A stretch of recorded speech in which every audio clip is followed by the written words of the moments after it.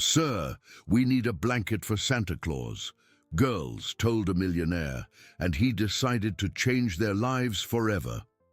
Let me know what you thought of this story by giving it a rating from 0 to 10 in the comments, and tell me what city you're watching from. I'd love to know if you enjoyed my story and get to know you better, so please subscribe to my channel to support my work. I'm counting on your help. The icy December wind cut through the streets of Cedar Creek, Ohio, like a razor, carrying with it the scent of gingerbread and hot cider that escaped from the illuminated houses. Arthur Dawson adjusted his wool coat as he walked down St. Joseph Street, observing the families gathering on the sidewalks to admire the Christmas decorations. At 52, the textile entrepreneur had developed a habit of taking long nightly walks whenever the company's numbers kept him awake late. On that Christmas Eve, however, something different caught his attention.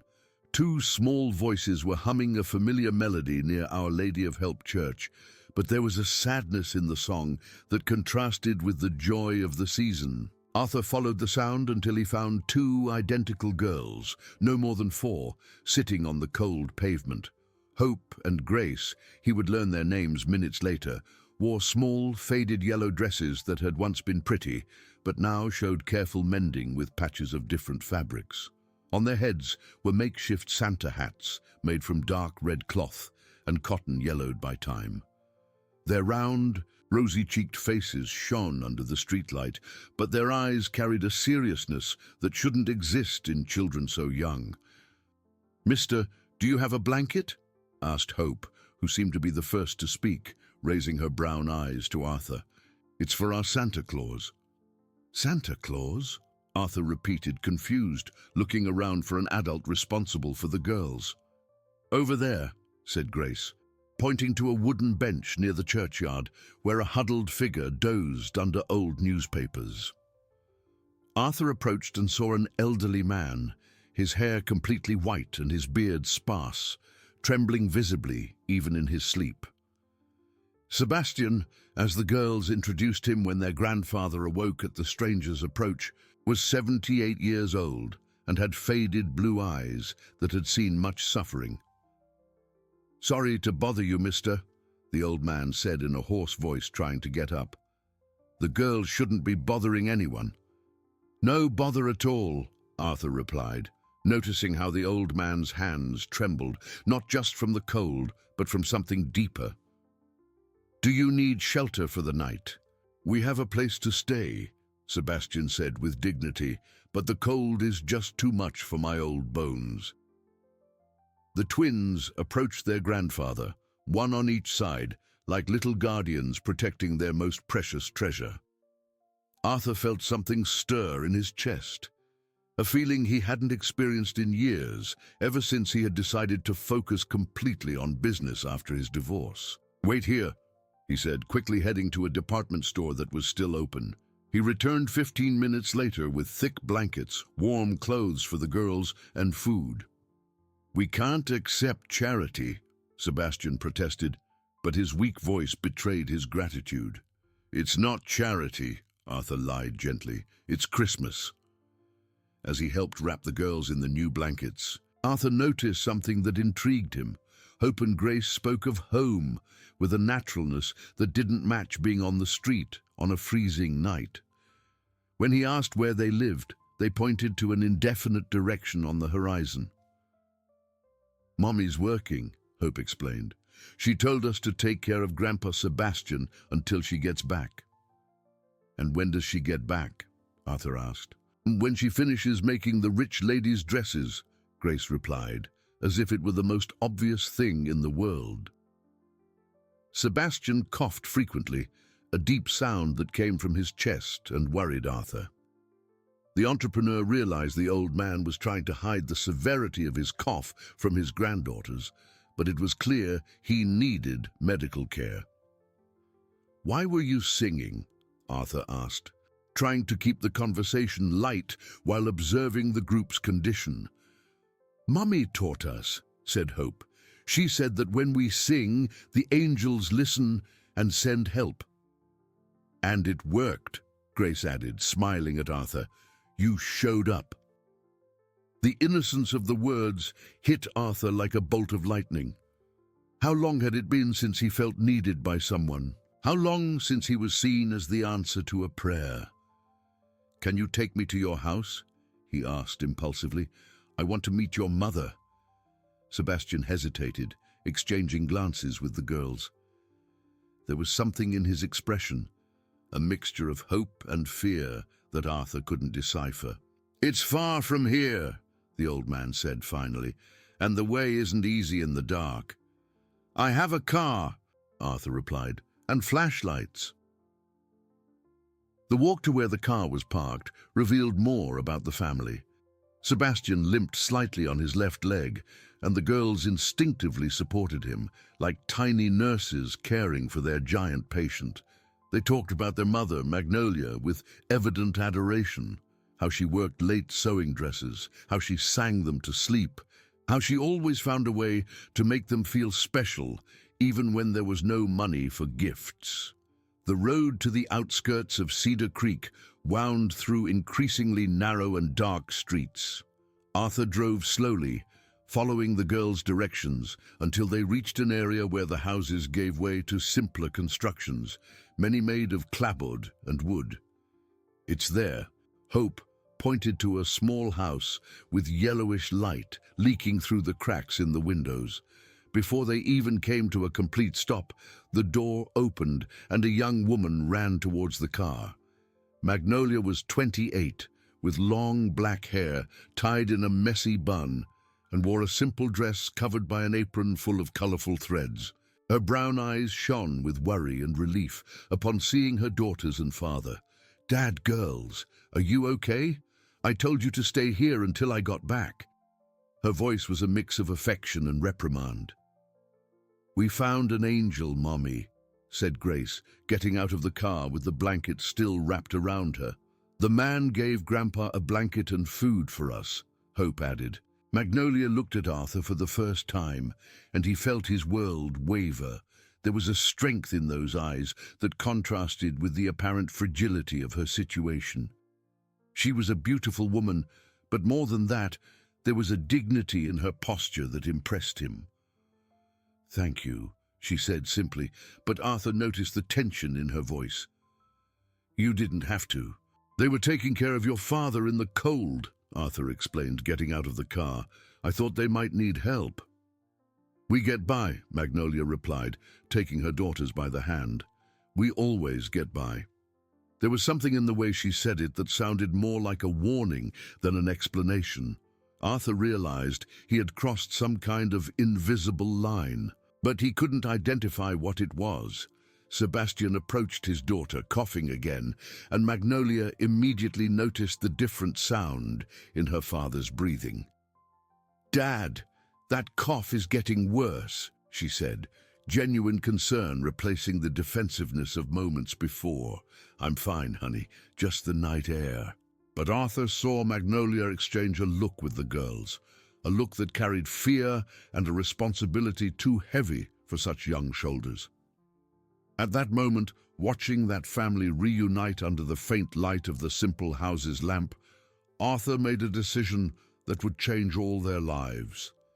He didn't yet know that Sebastian held secrets that went back to his own family's past, or that this Christmas night would be just the beginning of a journey that would question everything he believed about honor, family, and redemption. 3 days had passed since that Christmas Eve, but Arthur couldn't get the family out of his head. Sitting in his office at Dawson & Associates Textiles, he tried to focus on sales reports, but his mind kept returning to Magnolia's suspicious eyes and Sebastian's worrisome cough. Vincent Norman, his partner for 15 years, entered the room carrying a stack of contracts. At 55, Vincent had a calculating manner that had always bothered Arthur, but his administrative efficiency was undeniable. "These are the proposals for the summer collection," Vincent said, placing the papers on the table. "We need to decide today if we're going to accept the order from the New York chain. It's a lot of money, but it will require hiring." "How many people would we need to hire?" Arthur asked, distractedly flipping through the documents. About 15, 20 seamstresses, but it won't be easy to find skilled labor here in the region. Arthur stopped reading. An idea was beginning to form in his mind. Vincent, do you know a seamstress named Magnolia? She works in a small workshop here in town. I don't know her personally, but I've heard of her. They say she's good at what she does, but works in a second-rate workshop over in the Millgate district. Why? Curiosity, Arthur lied, but he was already planning how to find Magnolia again. That afternoon, Arthur drove to the Millgate district, following information he got from acquaintances. The sewing workshop was a small, asbestos-roofed shed where 6 women worked at old machines, the deafening noise echoing off the peeling walls. Magnolia was focused on an overlock machine, sewing hems on party dresses. Her movements were precise and fast, revealing years of experience. When she looked up and saw Arthur at the door, her expression hardened immediately. "What do you want?" she asked, not stopping her work. "I'd like to talk to you. It's about a job offer." The other seamstresses stopped their machines, curious. Magnolia noticed the unwanted attention and signaled for Arthur to move away from the door. "Spit it out," she said, finally stopping the machine. "I need to hire experienced seamstresses for my factory. The salary would be 3 times what you make here, plus benefits." Magnolia studied him with suspicion. "And why would you offer me that? You don't even know me." "I've seen your work," Arthur lied partially, "and I need qualified people." "What work have you seen? I've never sewn anything for you." Arthur hesitated, realizing he had gotten himself into a delicate situation. "I saw how you take care of your family. That says a lot about your character." "Character doesn't sew a dress," Magnolia replied coldly, "and I don't need your pity." "It's not pity, it's business. That's what they all say when they want something from a poor, single woman." The hardness in Magnolia's voice revealed painful experiences. Arthur realized there were other layers to that distrust, wounds he didn't know about. "Think about the offer," he said, handing her a card. "The offer is real." Magnolia took the card, but promised nothing. Arthur left the workshop feeling he had made some mistake, but he didn't know exactly what. That night, he decided to pass by the family's house. He didn't have a specific plan, just a feeling that he should check on them. He found Sebastian sitting in a wooden chair in the small yard, watching Hope and Grace play with corn-husk dolls they had made themselves. "Good evening, Mr. Peters," Arthur greeted, leaning on the low wooden gate. "Good evening, Mr. Magnolia's not here." "I didn't come to talk to her. I came to see how you are." Sebastian coughed again, a deep sound that seemed to tear at his chest. The girls immediately stopped playing, running to their grandfather with worried expressions that shouldn't exist on such young faces. "Grandpa, did you take your medicine?" Hope asked, placing her small hand on the old man's back. "I did, my flower. It's just the weather changing." But Arthur saw it was more than that. Sebastian's face was pale and he was breathing with difficulty. "Mr. Peters, you should see a doctor." "A doctor costs money we don't have," the old man replied simply. "I can help." "Why?" The question came from Sebastian with an intensity that surprised Arthur. "Why does a man like you want to help people like us?" Me. It was an honest question that deserved an honest answer, but Arthur didn't know how to explain what he himself didn't fully understand. "Because you need it," he finally said. Sebastian studied him in silence for a long moment. There was something in his faded blue eyes, an assessment as if he were weighing some important decision. "What's your full name, Mr. Arthur Dawson?" Sebastian's reaction was immediate and shocking. The old man's face turned even paler, and he began to cough violently. The girls ran to him, frightened, while Arthur jumped the gate to help. "Sebastian, what is it?" "Dawson," the old man repeated when he managed to stop coughing, his voice just a whisper. "Are you John Dawson's son?" "I was. My father passed away 10 years ago." Did you know him? Sebastian closed his eyes, and when he opened them again, there was a deep pain in them that transcended his physical condition. I knew him, he said slowly. I worked for him for 20 years. At the factory? But my father's factory closed a long time ago. It did close in 1994. And when it closed, it took the dreams of many people with it. There was a bitterness in Sebastian's voice that made Arthur uncomfortable. What do you mean? Your father promised severance pay to all of us when he closed the factory. He promised he would pay what he owed, but he never paid anyone anything. Arthur's world seemed to tilt slightly. That can't be right. My father was an honorable man. To you, maybe. To us. He was the man who left us with nothing after decades of work. Hope and Grace watched the conversation without fully understanding, but sensing the tension in the air. Sebastian coughed again, weaker this time. How many people? Arthur asked, his voice coming out lower than he intended. 46 employees. Some have already died waiting. Others moved away. But many are still here, old and forgotten. Why did you never sue the company? Sebastian laughed, but it was a bitter sound. Sue? Mister, we didn't have money for a lawyer, let alone to fight a rich boss. And after the factory closed, your father disappeared from town. He didn't disappear. He was sick. Sick or not, the promises were left hanging. Arthur felt the ground moving under his feet. The entire image he had of his father was starting to crack. John Dawson had been his hero, a successful entrepreneur who had taught him values like honesty and social responsibility. Mr. Peters, if this is true— If it is, the old man interrupted. Mister, I have all the documents. I have the promises in writing. I have the names of everyone who worked there. At that moment, Magnolia arrived from work and found the strange scene. Arthur pale, talking intensely with her father, while the girls watched everything with curiosity. What's happening here? She asked, immediately defensive.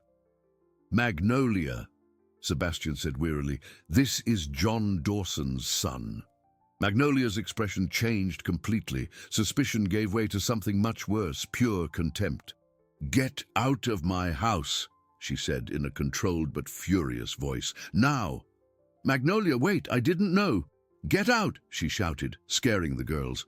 Arthur looked at Sebastian one last time, saw the pain in the old man's eyes, and realized his life had just become complicated in a way he had never imagined. As he walked away from the house, he could hear Magnolia comforting her daughters, who were crying without understanding why the nice uncle had been kicked out. On the walk back to the car, a single question hammered in Arthur's mind. If everything Sebastian had said was true, what kind of man had his father really been? Arthur didn't sleep that night. Sitting in his private library, surrounded by mahogany shelves filled with business books and biographies of successful entrepreneurs, he stared at the framed portrait of John Dawson that had always held a place of honor on the main wall. In his father's painted eyes, which once conveyed dignity and wisdom, Arthur now saw only uncertainty. Did he really know the man who had raised him? Was the entire foundation of his values built on a lie? At 5 in the morning, he gave up trying to sleep and drove to the office. In the company's old archives, stored in a dusty warehouse in the building's basement, he began searching for documents from the 1990s. Boxes and more boxes of yellowed papers, old contracts, payroll sheets of long-forgotten employees. It was Vincent who found him there at 7 in the morning, covered in dust and surrounded by piles of papers scattered on the floor. Arthur, what are you doing down here?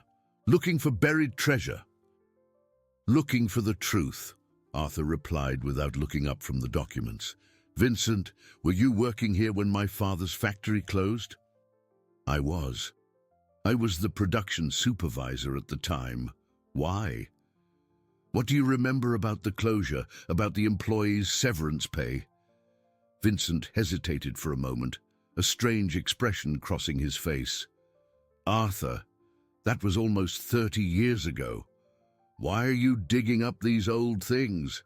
Because maybe they're not so old. Listen, your father did what he could at the time. The country's economic situation was terrible. Inflation was out of control. Many factories went bankrupt. But he promised severance payments that were never paid. He promised because he had good intentions, but the circumstances... Yes or no, Vincent? Did he promise and not pay? Vincent's silence was more eloquent than any answer. Arthur felt his stomach tighten. How many employees were affected? Arthur, this won't help anyone now. Your father is dead. His company hasn't existed for decades. But our company exists. And if I find out we owe these people something... You don't owe anything, Vincent exploded. The current company has nothing to do with the old company's problems. The vehemence of the response surprised Arthur. There was something in his partner's reaction that didn't seem right. Vincent, tell me something. Do you know a man named Sebastian Peters? He worked at my father's factory. I don't remember. There were many employees. But Arthur noticed that Vincent avoided his gaze when he answered. That afternoon, armed with a list of names he had found in the archives, Arthur began a journey that would change his perception of everything. He visited poor neighborhoods on the outskirts of Cedar Creek, looking for his father's former employees. Mrs. Francis, 72, lived in a two-room house in the Jamestown neighborhood. When Arthur identified himself, the lady's eyes filled with tears. "John's son?" she repeated several times. "My God, you have his face when he was young. Mrs. Francis, do you remember the factory closing? How could I forget? I worked there for 15 years. Your father said that when he managed to sell the equipment, he would pay everything he owed us. I waited until today." "How long did you wait?" "About 5, 6 years. Then I gave up. I had to work, right? I started selling sweets at the market, washing clothes for others, but I held on to hope until your father died." Arthur visited 7 former employees that afternoon. They all told the same story. Promises made, hope maintained for years, necessity forcing them to move on without the money they were owed. Mr. Anthony, who had been in charge of maintenance, still kept a handwritten letter from John Dawson promising payment as soon as the situation stabilizes. The letter was dated March 1995, 6 months after the factory closed. "He was a good man," said Mr. Anthony, "but I think he got in over his head. I heard he owed a lot of money to the banks too." When Arthur returned to the office at the end of the day, he found Vincent still working. There was a tension in the air that hadn't existed in the morning. "Did you find what you wanted to know?" Vincent asked without looking up from his papers. "I found out that my father destroyed the lives of many good people. It wasn't quite like that." "How was it then?" Vincent finally looked at him. There was something different in his expression, a mixture of guilt and defiance. "Your father tried to do the right thing, Arthur, but the debts were too large. He had no choice." There's always a choice between right and wrong. It's easy to say that when you've never been through what he went through. And you? Have you? I helped him make the tough decisions. It was either that or everyone lost their jobs at once, including us. Arthur studied his partner's face. "You knew all this when we went into business together?" "I knew. And you never thought to tell me? Why? So you could suffer needlessly over things you can't change?" "So I could do the right thing." "The right thing?" Vincent laughed bitterly. "Arthur, if you decide to pay these old debts, you'll bankrupt our company. You'll put our current employees on the street. Is that what you call the right thing?" It was a dilemma Arthur hadn't considered. Paying his father's debts would mean compromising the current company. Not paying would mean perpetuating an injustice. "How many employees were affected in total?" he asked. 46. "How many are still alive?" "I don't know. I didn't look for that information." "What would be the total amount, adjusted for inflation?" Vincent hesitated. A lot of money, Arthur. Money we don't have. How much? Calculating back pay, vacation, bonuses, retirement funds, with interest and adjustments, it would be over 2 million. The figure made Arthur sit down heavily in his chair. It was almost half the current company's working capital. Is there any way to do this gradually? In installments? Arthur, are you crazy? This will break us. And keeping money that isn't ours is right. It's not ours, but it's not theirs either. The statute of limitations has run out, man. Legally, you don't owe these people anything. Legally, no. Morally is another story. That night, Arthur drove again to Sebastian's house. He needed to talk to someone who had lived the injustice firsthand. He needed to better understand the scope of the problem. He found the house's yard empty, but there was a light in the window. He knocked on the door and Magnolia answered, her face immediately hardening when she saw him. I told you not to come back here. I need to talk to your father. It's important. He's sick. He can't have visitors. Please, Magnolia, it's about the debts. I want to understand the situation better. Understand for what? To feel less guilty? To try to do the right thing? Magnolia studied him for a long moment. Finally, she opened the door. 5 minutes. He needs to rest. Sebastian was lying on a small bed in the only bedroom of the house. His breathing was more labored than last time, and there were medicines scattered on the small table beside the bed. Mr. Peters, how are you feeling? Like a 78-year-old man who worked his whole life and has nothing to show for it, the old man answered with a weak smile, but I'm still breathing. I want to ask you a direct question. If I can gather the money to pay the back wages, would that make a difference in people's lives? Sebastian tried to sit up in bed, Magnolia rushing to help him. Mister, for me it might not make a difference anymore. I'm too old, but there are people still struggling because of that. Mrs. Francis, who worked 15 years at the factory, still sells sweets at the market at 70. Mister. Anthony lost his house because he couldn't make the payments after he lost his job. And you, us, Magnolia replied with bitterness. My father never recovered from the disappointment. He worked for 20 years believing he would retire with dignity. Instead, he had to watch his family go hungry. Magnolia started working at 14 to support the house, Sebastian added. She never got to study properly because of it. Arthur looked at Magnolia with new eyes. The hardness he saw in her wasn't just temperament. It was the result of a life forged by necessity and injustice. If I get the money, he said slowly, would you accept it? It depends, Magnolia replied, on what you want in return. Nothing. It would just be what is owed. Nobody does anything for nothing. Maybe it's time someone started. But even as he said it, Arthur knew he was getting into something much bigger and more complicated than he imagined.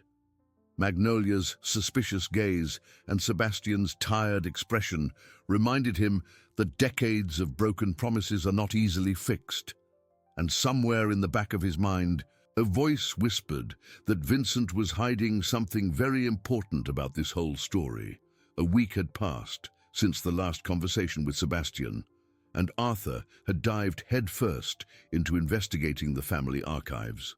At home, he had turned his personal office into a true research center, with documents scattered everywhere and a growing list of names and amounts that needed to be verified. The most disturbing discovery came on a rainy January afternoon. In his father's personal files, stored in the attic for over a decade, Arthur found a folder labeled Pending 1994. Inside, there were handwritten spreadsheets with the exact amounts that should have been paid to each employee, promised payment dates, and even a payment schedule that was never followed.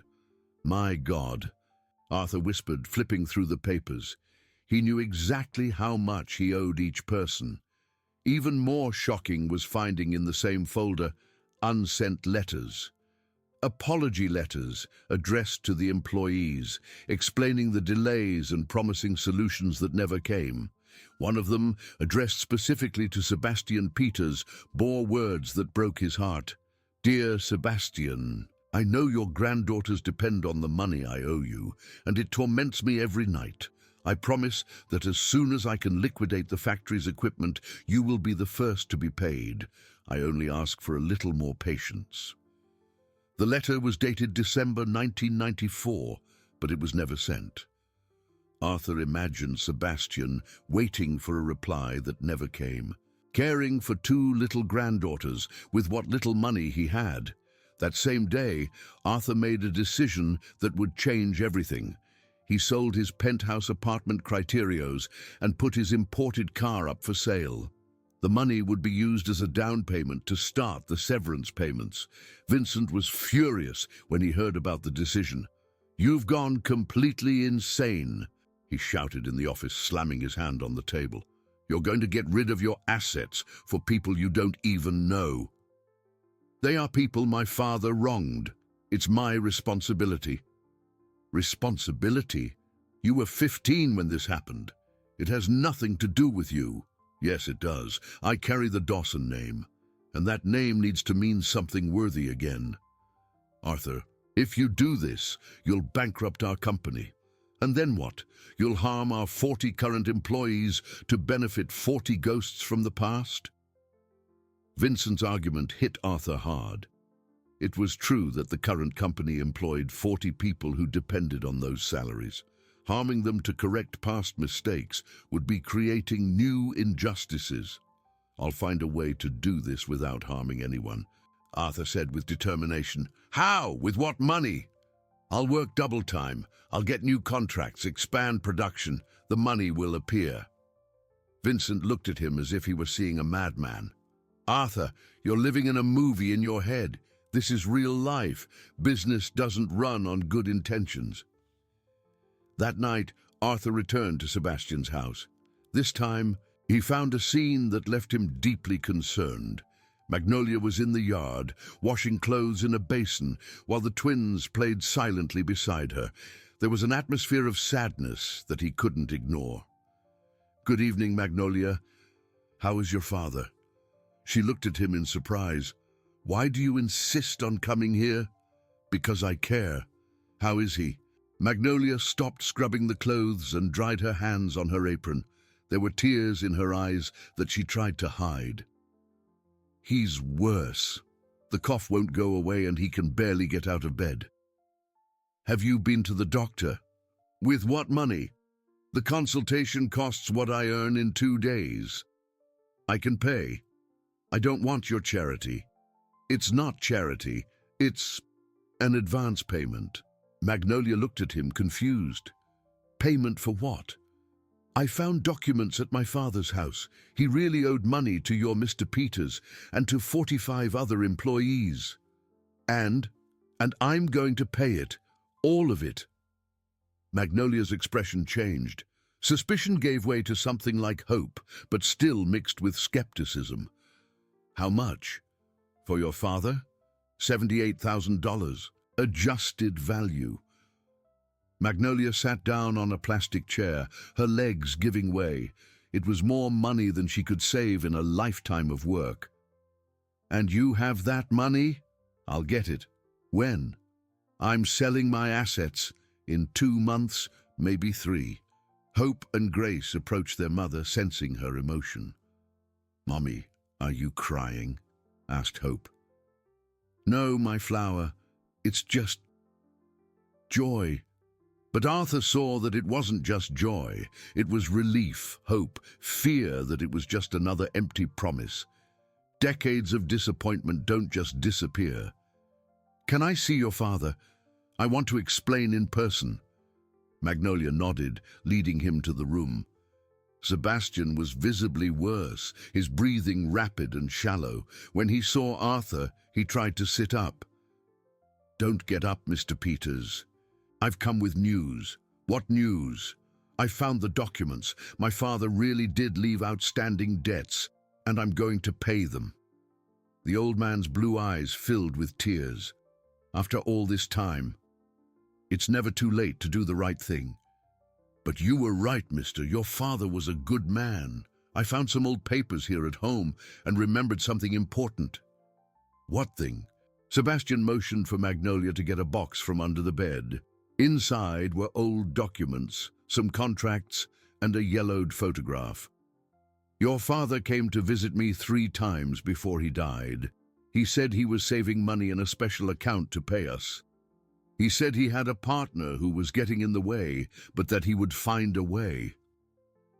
Arthur took the papers. They were notes in his father's handwriting, interest calculations, and a bank account, an account he had never seen. He left this account written down. He did. He said if anything happened to him, I should look for you and show you this. And why did you never look for me? I did. I went to the company several times, but I was always stopped at the front desk.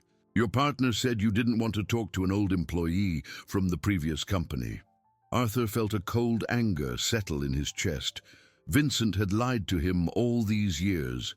He had prevented Sebastian from reaching him, had hidden his father's true intentions. Mr. Peters, are you sure about this? I am, and I have something to give you. Sebastian took a yellowed envelope from under his pillow. Your father gave me this and said that if I couldn't speak to you in 6 months, I should open it. Since I couldn't. Inside the envelope was a handwritten letter from John Dawson, dated 1 week before his death. My son, if you are reading this, it's because Sebastian managed to reach you despite the obstacles Vincent certainly placed in his path. I need you to know that I never stopped thinking about the employees I left helpless. There is an account at Bank of America, branch 3456, account 789321, with enough money to pay all the compensations. Vincent knows about this account, but has been trying to convince me to use the money for other purposes. Do not trust him completely, my son. There are things about the factory's closure that he never told you. The letter continued with detailed instructions on how to access the account and a list of all the affected employees.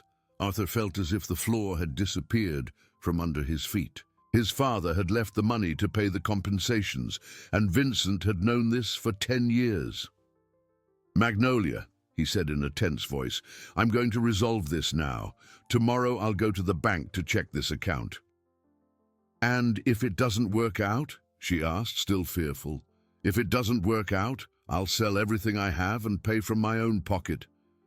But it will work out. That night, driving back home, Arthur mentally planned how to confront Vincent. Decades of lies were about to come to light, and he suspected that his partner's betrayal was even greater than he imagined. What he didn't know was that, at that very moment, Vincent was in his office, making an urgent call to someone, his voice tense. He found out about the bank account. I need you to arrange for the documents we discussed. Yes, the fake receipts. We can't let this get to the courts. Arthur arrived at the Bank of America at 8 in the morning, one of the first customers to enter the branch. His hands trembled slightly as he held the documents Sebastian had given him, along with his ID and papers proving he was John Dawson's son. The manager, a middle-aged woman named Dalva, attended to him professionally, but her expression changed when she consulted the banking system.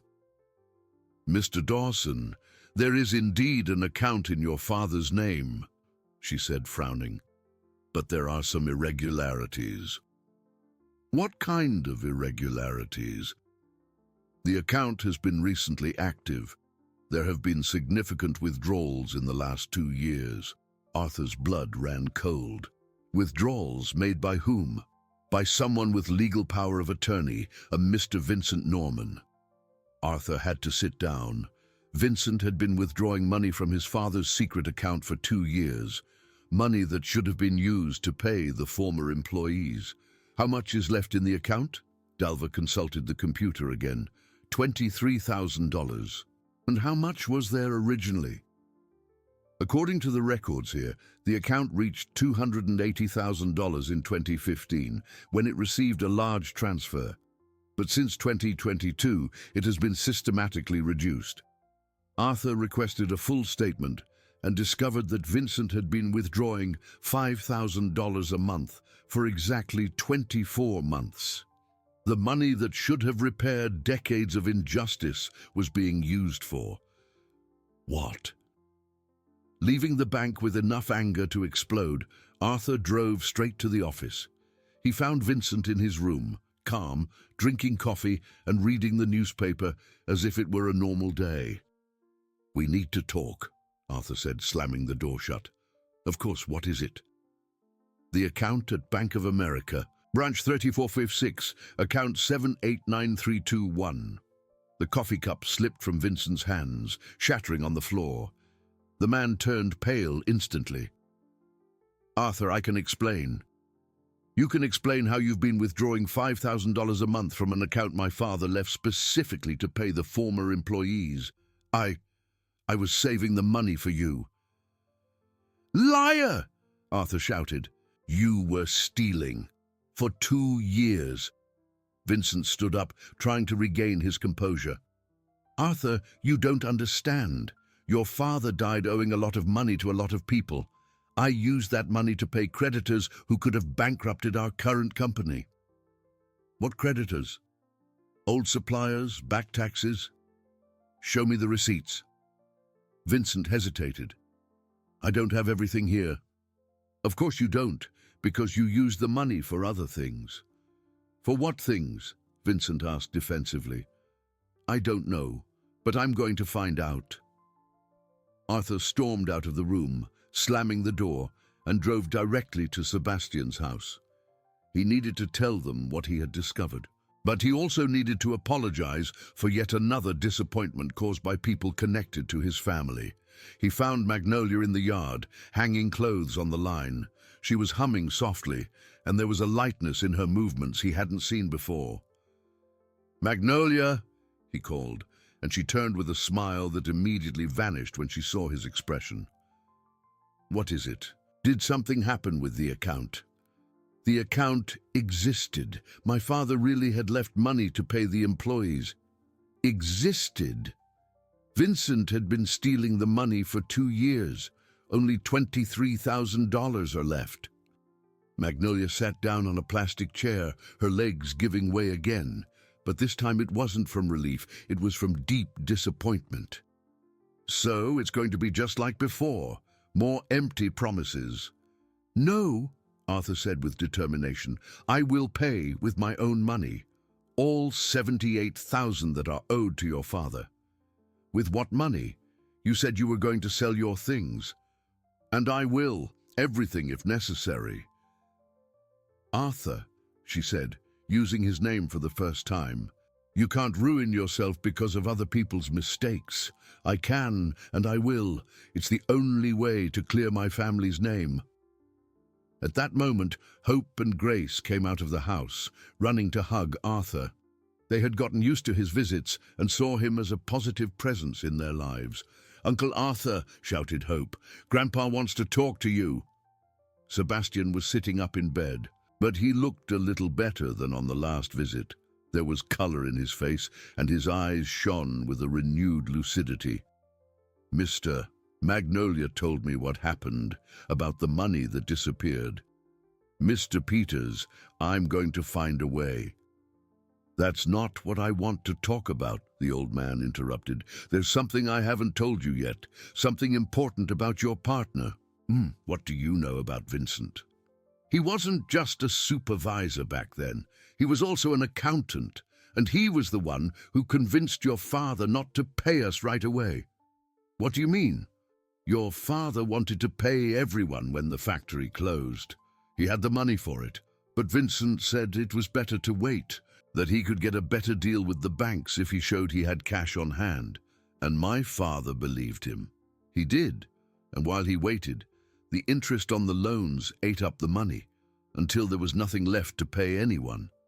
Arthur felt a new wave of anger. Vincent had been responsible for this whole situation from the beginning.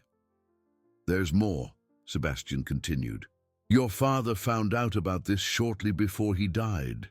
That's why he created the secret account, to try to save money hidden from Vincent. But it seems he found out anyway. How do you know all this? Because your father came here 3 times in the last months of his life. He was desperate to fix things. He said he was afraid of dying without paying what he owed. Magnolia entered the room at that moment, carrying a tray with medicine for her father.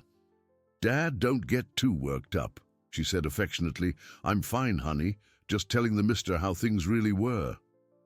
"Sebastian," Arthur said, "would you have the courage to say all this publicly, if it were necessary?"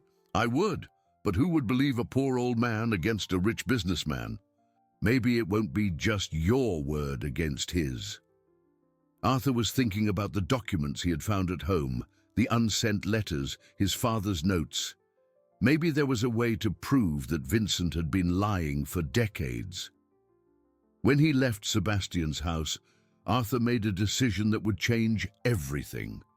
Instead of going straight back to the office, he drove to a notary's office in the city centre. He wanted to file a formal complaint against Vincent for embezzlement. But when he arrived at the notary's, he discovered that someone had gotten there before him. Vincent was leaving the building with a folder full of documents, a satisfied smile on his face. "Arthur, what a coincidence to see you here." "What were you doing at the notary's?" "Taking care of some old papers. By the way, I have some news for you about those former employees." "What news?" "I found out that most of them have already signed receipts of settlement. It seems your father managed to pay everyone before he died, but the documents were lost in the archives." Vincent showed a folder full of receipts signed by the former employees, including one with Sebastian Peter's name. "This is impossible," Arthur said, examining the papers. "Impossible why? Your father was an honorable man. Of course he paid his debts. But something about the receipts didn't seem right.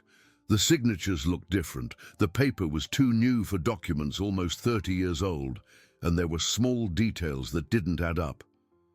"Vincent," Arthur said slowly, "these receipts are fake." "How can you say that?" "Because I know Sebastian's signature, and this isn't his handwriting." Vincent's smile faltered for a moment, but he quickly composed himself. "Maybe you don't know him as well as you think. We'll find out.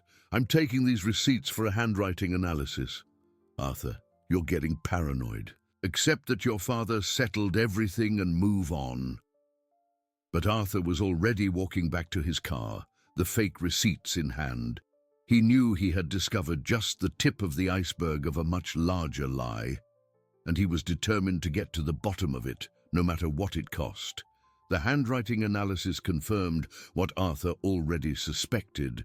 The receipts were crude forgeries, made recently with amateurish attempts to imitate the signatures of the former employees.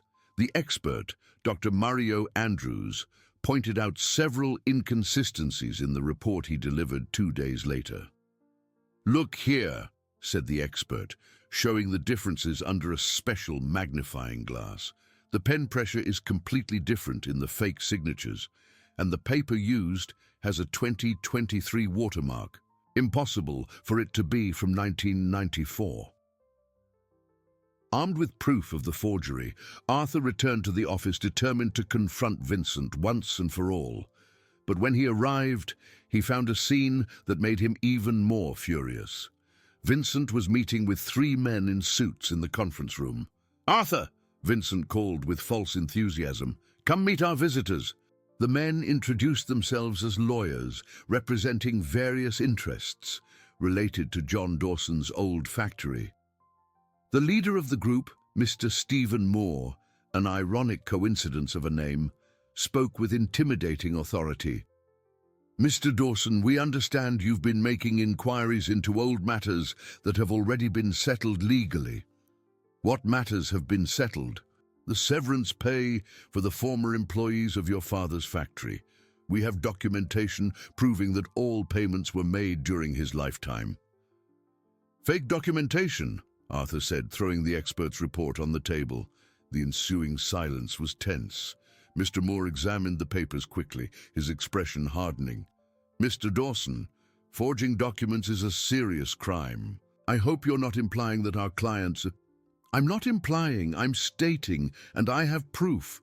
Vincent intervened nervously. "Arthur, I think there's a misunderstanding here. Maybe we should talk in private." "There is no misunderstanding. There is fraud, and you are behind it all." Mr. Moore stood up, putting the papers in a leather briefcase. "Mr. Dawson, I advise you to reconsider your accusations. My clients have the resources to defend themselves against slander and defamation, and I have the evidence to defend the truth." After the lawyers left, Vincent tried one last gambit to convince Arthur to drop the investigation. "Arthur, you don't understand what you're messing with. This story is much bigger than you imagine." "Then explain it to me. It wasn't just your father who owed money. The factory was involved with dangerous creditors. If you mess with this now, you could put our current company at risk." "What kind of creditors?" "People who don't like to lose money and who don't forget outstanding debts." "Are you threatening me?" "I'm trying to protect you." But Arthur no longer believed anything Vincent said. That afternoon he made a radical decision. He went to a labor lawyer and began the process of dissolving his partnership with Vincent. "I want out of the company," he said to Ms. Rachel Lima, a lawyer specializing in corporate law, "and I want it to be as quick as possible. This is going to be complicated. You have supply contracts, employees, financial commitments. A hasty dissolution could bankrupt the company." "Then help me do it the right way, but I want Vincent out of my life." While the lawyers worked on the dissolution papers, Arthur effectively sold his apartment and his imported car. With the money in hand, he drove to Sebastian's house on a February afternoon. He found a worrying scene. Magnolia was in the yard, crying, while Hope and Grace tried to console her. "What happened?" Arthur asked, rushing to them. "It's Grandpa," Hope sobbed. "He had a crisis and Mommy doesn't have money for the doctor." Magnolia looked at Arthur with tear-reddened eyes. "He passed out this morning. He has a high fever and can't breathe properly." "Where is he?" "In the room. But the doctor said he needs to go to the hospital. We just can't afford it." "Let's go now," Arthur said, grabbing the keys to the rental car he had bought. "I'll pay for everything." At the hospital, doctors diagnosed Sebastian with severe pneumonia. He would need to be hospitalized for at least a week. Arthur paid for the entire treatment without hesitation. "Why are you doing this?" Magnolia asked as they waited in the hallway. "Because it's the right thing to do." "But you didn't even know us until a month ago." "Sometimes a month is enough time to change a whole life." During the days Sebastian was hospitalized, Arthur spent a lot of time with Magnolia and the twins. He took the girls to visit their grandfather, bought medicine, helped with household expenses. Gradually, Magnolia's wall of mistrust began to crumble. "You're not what I imagined you'd be," she said one night as they drank coffee in the hospital cafeteria. "How did you imagine me?"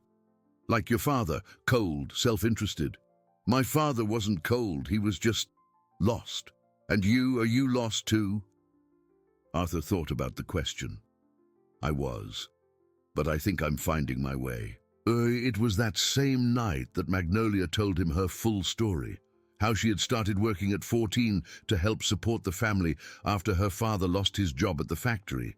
How she had gotten pregnant with the twins at 23, abandoned by the girl's father. How she had raised her daughters alone, with her father's help. "I never had time to dream," she said. "It was always just about surviving. And now, can you dream now?" "I'm learning." When Sebastian was discharged from the hospital, he was visibly better. The antibiotics had cleared the infection, and he was breathing normally for the first time in months. "Mister," he said to Arthur on the day of his discharge, "you saved my life." "I didn't save it. I just paid for the medicine." "Yes, You did, and you saved my family too. It was at that moment that Arthur made the most important decision of his life. He knelt beside Sebastian's bed and took his hand. "Mr. Peters, I want to ask your permission for something." "What permission?" "To marry your granddaughter." The silence that followed was broken by Sebastian's emotional laughter and Magnolia's cry of surprise as she had just entered the room. "Arthur, have you gone crazy?" she said. "Completely crazy for you and the girls. You've known me for a month, and I can't imagine my life without you anymore." Magnolia looked at her grandfather, who was smiling with tears in his eyes, then at her daughters, who were clapping their hands without fully understanding what was happening. "Arthur, I don't know what to say. Say yes. Say you want to try to build a real family with me. And the money issue, the severance pay, I'll pay everything. With the money from selling my assets, I managed to gather $200,000. It's enough to pay all the former employees. And the company. I'm dissolving the partnership with Vincent. I'm going to start from scratch, but this time, doing things the right way." Magnolia looked into Arthur's eyes and saw genuine sincerity. For the first time in her life, someone was offering not just financial help, but a future. "And if it doesn't work out," she asked. "It will work out, because now I have a reason to fight." "Yes," she said softly. "Yes. Yes. I'll marry you." Hope and Grace ran to hug them both. Shouting with joy, Sebastian was crying with emotion, and Arthur felt that he had finally found the purpose he had been searching for so long. But outside the hospital, a figure watched the scene through the window. Vincent was there, a dark expression on his face. He took out his phone and made a call. He's really going to pay everyone. Yes, $200,000. No, he's not going to back down.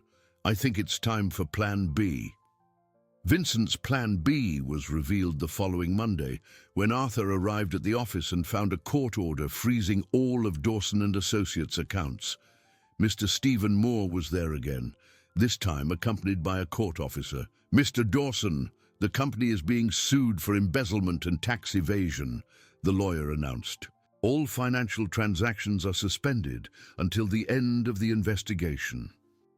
"Embezzlement of what?" Arthur asked, incredulous.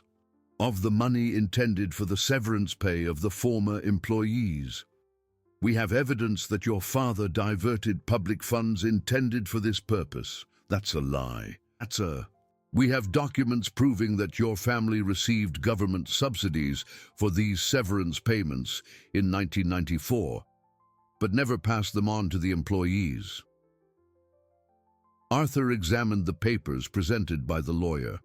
They were documents he had never seen, contracts supposedly signed by his father with government agencies, receipts for large bank transfers. "These documents are fake," he said. "Can you prove that?" "I will prove it, and when I do, I will sue you for forgery and slander. You have that right, but in the meantime, your company remains frozen." When the men left, Arthur immediately called Ms. Rachel Lima, his lawyer. "Rachel, they've frozen everything. I can't even pay the employees' salaries." "Arthur, this is very serious. If these documents are authenticated, you could face criminal charges." "But they're fake. You have to help me prove it." "I'll do what I can, but this kind of investigation takes time." "Time I don't have. I promised to pay the former employees' severance, and now I can't even withdraw my own money." That afternoon, Arthur was forced to make the most difficult decision of his business life. He laid off all 40 employees of the company. He had no way to pay tremendous salaries with the accounts frozen, and he couldn't keep people working without pay. "I'm sorry," he said to the employees gathered in the factory yard. "This is temporary. As soon as I resolve the legal issues, I will call you back." Ms. Connie, who had worked at the company for 15 years, cried upon hearing the news. "Mr. Arthur, we trust you. We know it's not your fault." But Arthur felt guilty anyway. 40 families were left without income because of a trap he hadn't been able to avoid. That night, when he arrived at Sebastian's house to tell them what had happened, he found Magnolia preparing dinner with the girls. The domestic scene made him realize what really mattered. "Arthur," shouted Hope and Grace, running to hug him. "Mommy said we're going to be a family." "We are, my princesses," he said, hugging them both. Magnolia noticed his worried expression. "Did something happen?" "We had some problems at the company today. Nothing that can't be solved." But Sebastian, watching him attentively, realized it was more serious. "Mister, tell us. Maybe we can help in some way." Arthur told them the whole situation, the frozen accounts, the fake documents, the firing of the employees. Magnolia listened in silence, her expression growing more and more worried. "Arthur, are you sure you want to marry me now?" she asked when he finished. "With all these problems?" "I'm more sure now than before," he replied. "You are the only good thing that has happened in my life in recent years. But what if you lose everything? What if you can't pay the severance? What if nothing?" he interrupted. "I'll find a way. There's always a way." It was Sebastian who gave the suggestion that would change everything. "Mister, remember I told you I kept all the documents from the factory days?" "I remember. There's something I never showed anyone, something that might be important now." Sebastian went to his room and brought back an old cookie tin. Inside were old photographs, some yellowed documents, and a small cassette tape recorder from the 90s. "What is this?" Arthur asked. "It's a recording I secretly made of one of the last meetings between your father and Vincent. Your father was suspecting that Vincent was sabotaging the payments on purpose." Sebastian put the tape in the old player. The audio quality was poor, but it was possible to clearly hear the voices of John Dawson and Vincent Norman arguing. Voice of John: "Vincent, you assured me that the bank loans would give us enough time to pay the employees." Voice of Vincent: "And they did. But other priorities came up." Voice of John: "Other priorities? What priorities are more important than the money we owe our employees?" Voice of Vincent: "John, you're too naive. If we don't pay the bigger creditors first, they could take everything. Then nobody gets anything." Voice of John: "What creditors? All the bank loans are up to date." Voice of Vincent: "There are other creditors you don't know about, John. Creditors who don't appear on the books." The recording continued for another 10 minutes, revealing that Vincent had made unauthorized loans in the company's name with people he refused to identify. Money that should have been used to pay the employees was being diverted to pay off these secret debts. "My God," Arthur whispered. "My father found out Vincent was robbing the company. And that's why he created the secret account," Sebastian completed, "to try to save money away from Vincent's hands. Sebastian, this recording can prove that my father wasn't dishonest. It can prove that Vincent was behind everything. It can, but it can also be dangerous. Remember, in the recording he talks about creditors who don't appear on the books. That kind of person doesn't like to be exposed." That night, Arthur took the tape to Ms. Rachel Limmer. The lawyer listened to the entire recording twice before speaking. "Arthur, this is enough evidence to overturn all the accusations against you and your father. But it also opens a very dangerous Pandora's box." Dangerous how? If Vincent was involved with informal creditors 30 years ago and is still involved now, that explains where the resources to forge documents and hire expensive lawyers came from. He's not doing this alone. Are you saying there are other people involved? I'm saying you might be messing with very powerful people and very dangerous. The next day, Arthur made the bravest decision of his life. Even knowing the risks, he decided to use the recording to sue Vincent and clear his father's name. But before doing so, he had a serious conversation with Magnolia. "Magnolia, I need to tell you something. This situation could get much more complicated before it gets better. How so? Vincent isn't acting alone. There are other people involved, people who might not like me exposing the truth. Dangerous people. Possibly. Magnolia held his hands. Arthur, if you're in danger, maybe it's better to give up. Leave things as they are. I can't. Your father and the other former employees deserve justice, and our future deserves to start clean, without lies from the past. And what if something happens to you? It won't. But if it does, you need to know that this fight is worth it. That night, Hope asked a question that deeply touched Arthur's heart. Uncle Arthur, when you marry Mommy, will you be our real daddy? I'll be whatever you want me to be, he replied, hugging the two girls. We want you to be our daddy forever, said Grace. Then forever it is, he promised. But as the girls slept in his arms that night, Arthur couldn't help but wonder if he would be able to keep that promise. The battle he was about to start could cost much more than he imagined.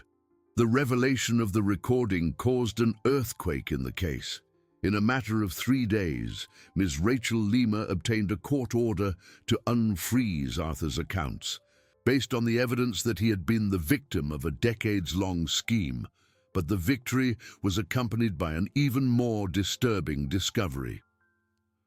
Arthur, you need to see this, said Ms. Rachel, showing him documents she had obtained during the investigation. Vincent wasn't just stealing money from your father's account. He was using your company to launder money from other activities. To what kind of activities? Ghost contracts with ghost companies.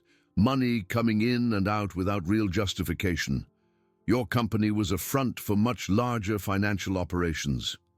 Arthur studied the papers with growing horror.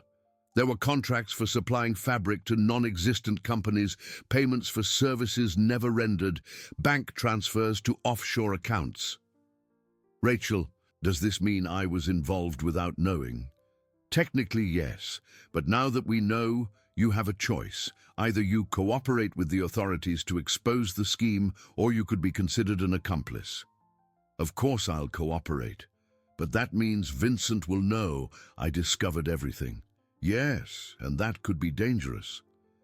That same afternoon, the situation became even more complicated.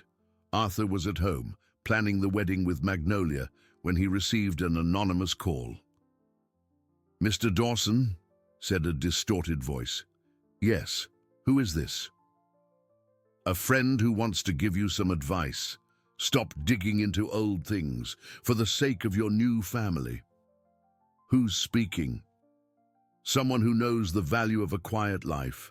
You have a beautiful fiancé and 2 lovely girls. It would be a shame if something happened to them. The line went dead, leaving Arthur with a cold feeling in his stomach. It was no longer just about him. Now they were threatening Magnolia and the girls. That night he arrived at Sebastian's house with a decision already made.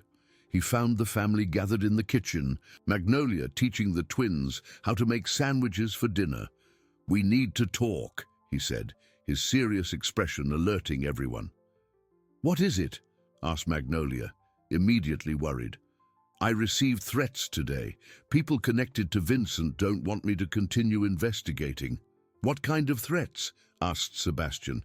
They mentioned you. They said it would be a shame if something happened to Magnolia and the girls. The silence that followed was heavy. Hope and Grace stopped playing, sensing the tension in the air, even without fully understanding what was happening. Arthur, Magnolia said in a controlled voice, maybe it's better if you stay away from us for a while, until things calm down. No, he replied categorically. I'm not abandoning you now. But if you stay with us, you could put us in danger. And if I leave, they could use you to blackmail me. The only way to protect you is to resolve this once and for all. Sebastian, who had remained silent, finally spoke. Mister, there's one more thing I haven't told you about those creditors Vincent mentioned on the tape. What do you know? At the time, There was a rumor at the factory that some of the loans came from people involved in smuggling on the border, people who laundered money through legal companies. Smuggling? Cedar Creek has always been a transit route for goods coming from Mexico and beyond. In the 90s, it was even more common, and whoever controlled those routes had a lot of dirty money to launder. And you think Vincent was involved with these people? I think he still is, and they won't let you expose the scheme easily. That night, Arthur made a drastic decision. He hired private security to protect Sebastian's family and temporarily moved them all to a small farm on the outskirts of the city, owned by one of Magnolia's cousins. "Is this necessary?" Magnolia asked as they packed. "I'd rather overdo the caution than regret it later." "And the wedding? It will happen, but we might have to wait until I resolve this situation." "No," she said firmly. "We're getting married next week, as planned. I won't let these people control our lives." Magnolia did. "Arthur, you said this fight is worth it, so let's fight together, as husband and wife." At the farm, protected by two discreet security guards, the family tried to maintain a normal routine. Hope and Grace played in the large yard, fascinated by the chickens and the cat that lived on the property. Sebastian, breathing the fresh country air, seemed to regain strength every day. "You know," Magnolia said one night as they watched the girls catch fireflies, "I never thought I could be happy again after so much struggle. And now? Now I know it was worth the wait.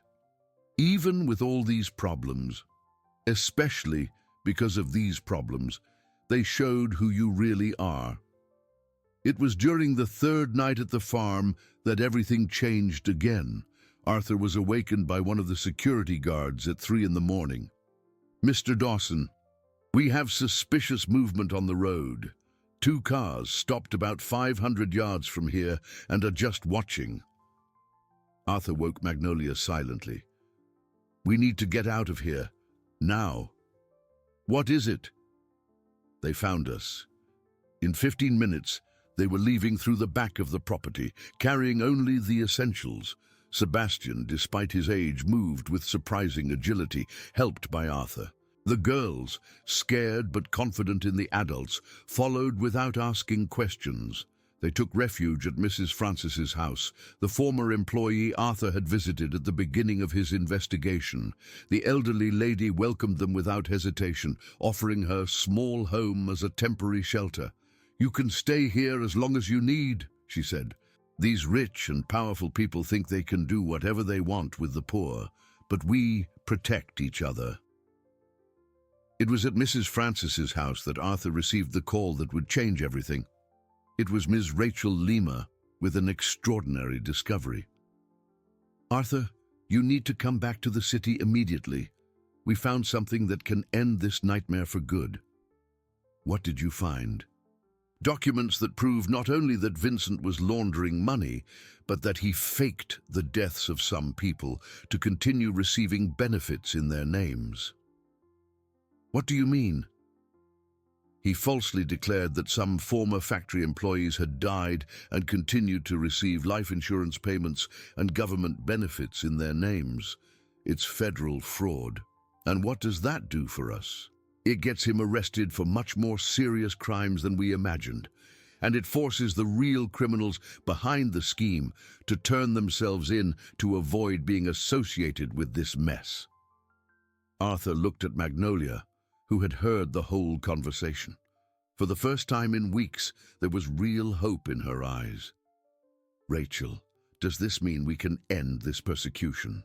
"It means we can turn the tables. But I need you to come here to sign some documents, and I need Sebastian to come too. He's one of the people Vincent declared dead." "Sebastian is officially dead?" "For 5 years, according to the records Vincent submitted to the government, and he's been receiving benefits in your father's name." Sebastian, who was listening from the corner of the room, started to laugh, a laugh that mixed indignation and relief. "So the scoundrel killed me on paper to steal my money." "Exactly. And that's a federal crime. He's not getting out of this one. For the first time in weeks, Arthur allowed himself to believe that victory was near. But there was still one last battle to be fought, and it would be the hardest of all. The return to the city was a carefully planned operation. Arthur, accompanied by Sebastian and 2 security guards, drove to Ms. Rachel Lima's office, while Magnolia and the girls remained hidden at Mrs. Francis's house under additional protection. In the lawyer's office, Arthur witnessed a scene he would never forget, Sebastian being officially resurrected by government agencies. The process of reversing a false death declaration proved to be complex and bureaucratic, but the evidence was irrefutable. Sebastian Peters, read the IRS employee, according to our records, you passed away in March 2019 from respiratory complications. Well, the old man replied with dark humor, my respiratory complications have improved considerably. Ms.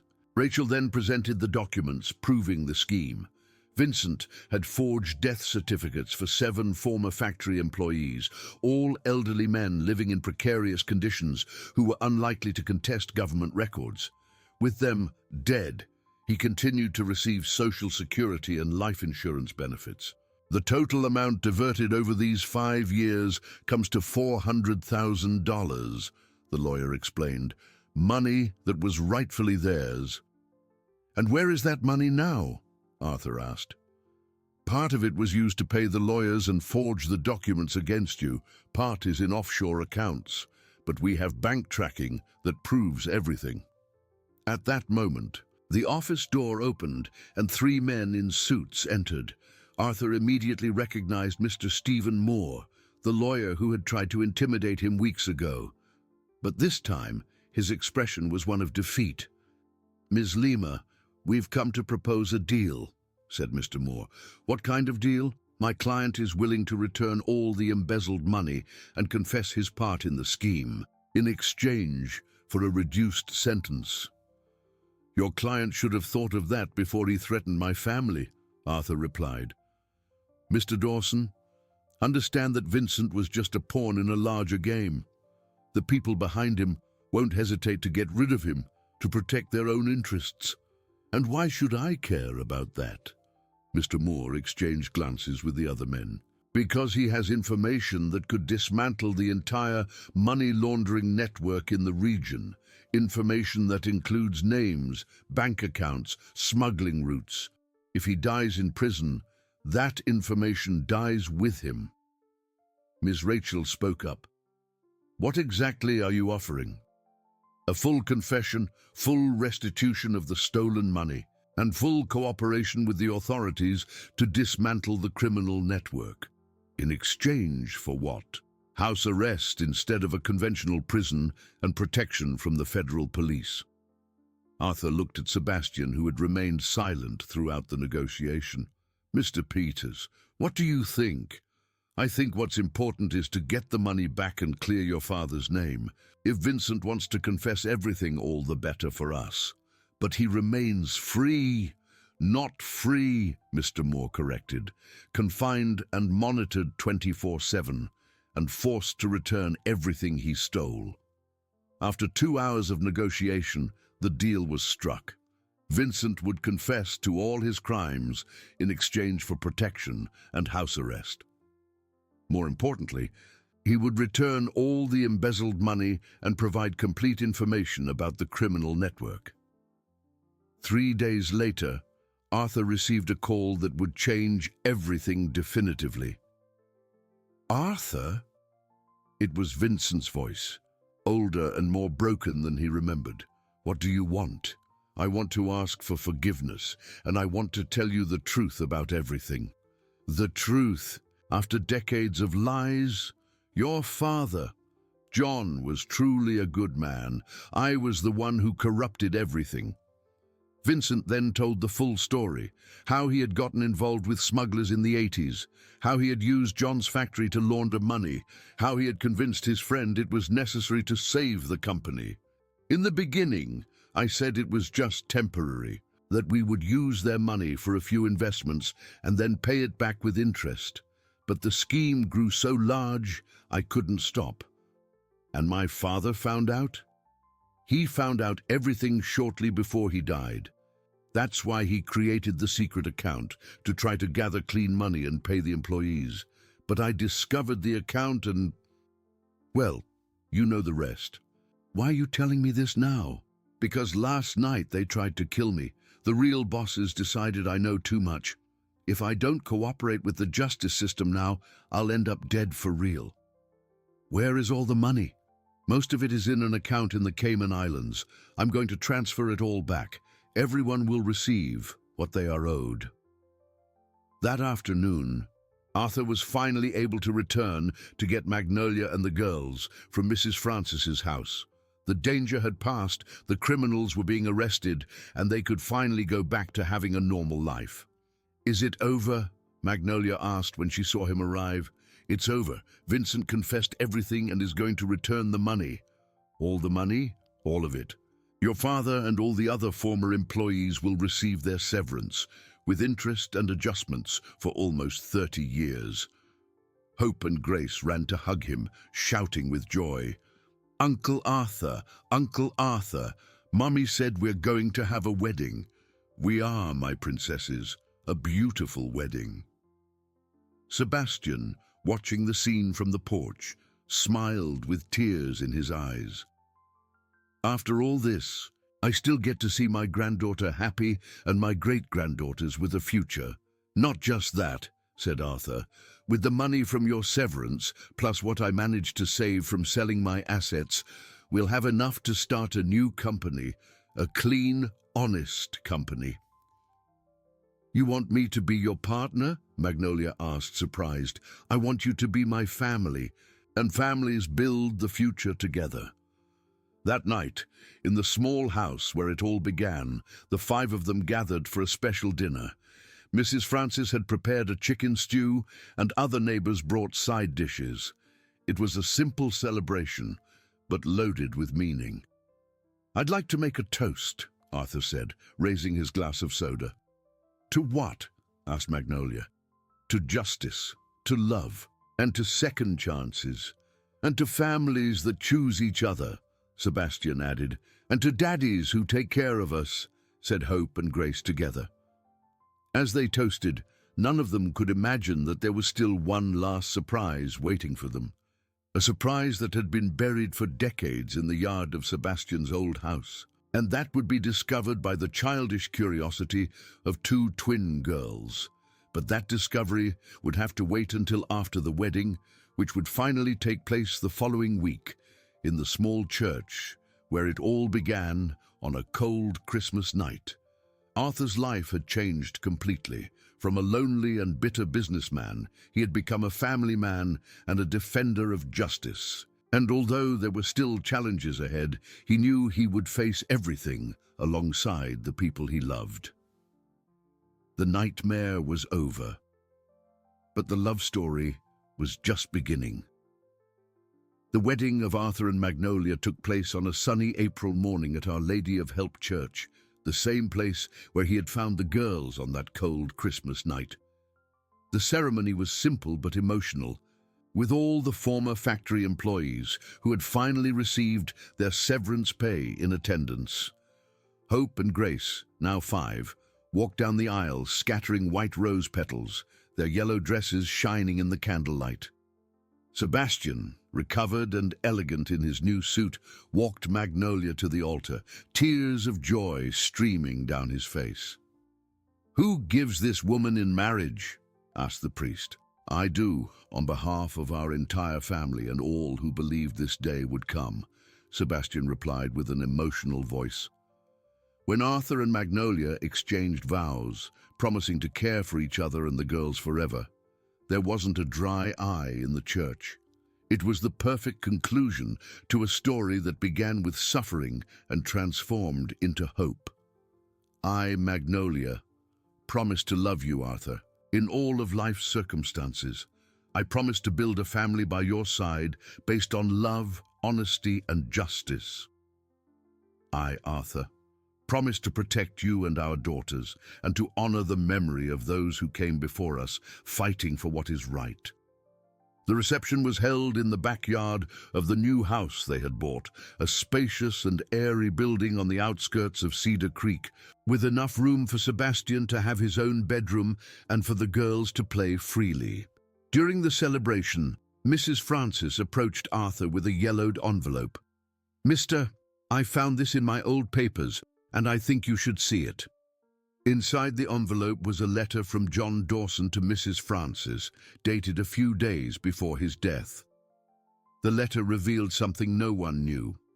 John had discovered not only Vincent's scheme, but had also found a way to protect part of the money intended for the employees. "Dear Francis," the letter read, "if something happens to me, find my son Arthur in a few years and give him this information. There is a special account I created in the name of our employee cooperative with enough money to double the severance payments. The account number is on the back of this letter." Arthur looked at the back of the letter and found bank information for an account he had never seen. With trembling hands, he called Ms. Rachel Lima. "Rachel, you need to check an account for me urgently." 2 hours later, the lawyer called back with extraordinary news. "Arthur, the account exists and has over $500,000. Your father created a cooperative of ex-employees in 1994 and deposited money from the sale of some personal assets. $500,000. With interest and adjustments, it reached $600,000, money that legally belongs to the former factory employees." The discovery sparked an even bigger celebration. With the additional money, each former employee would receive double the initially calculated amount. Sebastian, who had spent decades believing John had abandoned him, cried upon learning that his old boss had never given up on doing what was right. "Your father was a man of his word," Sebastian said to Arthur. "He just needed time to fulfill his promises." 3 months after the wedding, Arthur inaugurated the new company, Hope Textile Cooperative, in honor of his daughters and the new beginning they represented. The company was structured as a cooperative with profit sharing for all employees. Magnolia took on the role of production manager, revealing a natural talent for organization and leadership. Sebastian, though retired, visited the factory regularly, offering advice based on decades of experience. "I never thought that at 80 I would see a factory where employees are treated like family," he commented during one of his visits. Hope and Grace grew up happy in the new family setup. They called Arthur Daddy naturally, and he participated in all school activities, parent-teacher meetings, and important moments in their lives. "Daddy?" Hope asked one night as he was putting them to bed, "Are you always going to live with us?" "Always," he promised. "You're stuck with me for the rest of your lives." "Good," said Grace, hugging him, "because we're stuck with you too." It was during one of these quiet nights that a final twist in the story arrived. Hope and Grace were playing in the backyard of the new house when they found something buried near an apple tree. "Mommy, Daddy, Grandpa!" the girls shouted, running into the house. "We found a treasure." "What treasure?" Magnolia asked, laughing at their excitement. "A buried tin. It has papers inside." Arthur and Sebastian went to see what the girls had found. It was an old cookie tin, similar to the one where Sebastian kept his important documents, but this one had been buried for much longer. Inside the tin, wrapped in plastic for moisture protection, were documents that left everyone speechless. They were handwritten letters from John Dawson to his wife, written during the last months of his life, revealing his feelings about the factory situation and the employees. But the most surprising discovery was in a specific letter addressed to Arthur himself. "My dear son, if you are reading this, it means you have managed to find the truth about our family and the injustices of the past. I buried these letters here because I knew one day you would buy this house. It's the house where I always dreamed our family would live. There is something else you need to know. The cooperative's money was not the only thing I managed to protect. There is one last bank account, this one in the name of the foundation I created for the education of underprivileged children. Account number attached. Use this money to give the children of Cedar Creek the opportunities our former employees never had. Once again, Arthur found himself facing a discovery that would change everything. The foundation's account had over $1 million, money that John had managed to preserve by secretly selling properties in the last months of his life. "Your father planned all this?" Magnolia asked, incredulous. "He did," Sebastian confirmed. "He knew he was going to die and wanted to make sure everything would be corrected afterward." "But why didn't he tell you this before he died?" Magnolia asked Arthur.